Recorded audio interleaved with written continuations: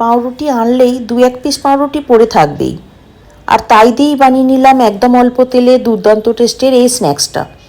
এটা ব্রেকফাস্টের জন্যও দারুণ। প্রথমে 2 পিস পাউরুটিকে অল্প জলে ভিজিয়ে ওটা চটকে সাইডে সরিয়ে রাখলাম। এবার একটা আলুকে গ্রেট করে নিলাম, তারপর ভালো করে ধুয়ে জল ঝরিয়ে পাউরুটির মধ্যে নিয়ে নিলাম। একদম পাতলা গ্রেট করেছি। এবার ওর মধ্যে একটা পেঁয়াজ আর 2টো কাঁচা লঙ্কা কুচিও দিয়ে দিলাম।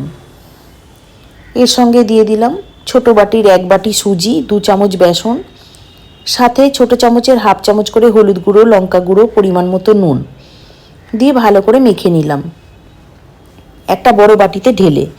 এতে মাখতে অসুবিধা হচ্ছে, মাখাটা একটু নরম হবে। প্রথমে পাউরুটিতে যে জল দিয়েছি তাতেই মাখা হয়ে গেল। যদি জল লাগে তাহলে অল্প করে জল দিতে হবে, আর প্রথমেই যদি জলটা বেশি হয়ে যায় তাহলে সুজি বা বেসনের পরিমাণটা বাড়িয়ে নিতে হবে। মেখে 10 মিনিট রেখে দিয়েছিলাম, তারপর ওর মধ্যে 1 চামচ ইনো মিশিয়ে নিলাম। এরপর আপ্পাম প্যানে 1 চামচ সর্ষের তেল দিয়ে 1 চামচ করে ব্যাটার দিয়ে চাপা দিয়ে মিনিট 7 রান্না করে নিলাম গ্যাস কমিয়ে। তারপর উল্টে দিয়ে আর 1 চামচ রিফাইন্ড অয়েল দিয়ে দিলাম, দিয়ে মিশিয়ে 1/2 মিনিট রান্না করলেই রেডি। রেসিপিটা কেমন লাগলো কমেন্টে অবশ্যই জানাবেন।